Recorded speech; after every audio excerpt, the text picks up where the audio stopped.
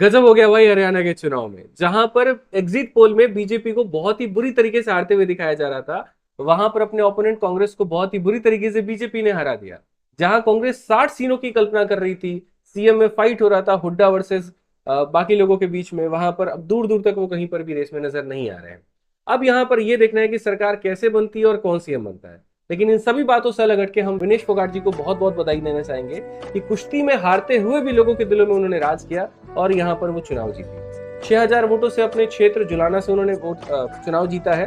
और अब ये उम्मीद करके चलते हैं कि पहलवानों के सभी मुद्दों को वो असेंबली में रखेंगी और उनके ऊपर में काम करेंगे। बाकी आप लोग कमेंट बॉक्स में बताइए कि हरियाणा के सीएम के रूप में आप किसे देखना चाहते हैं। धन्यवाद।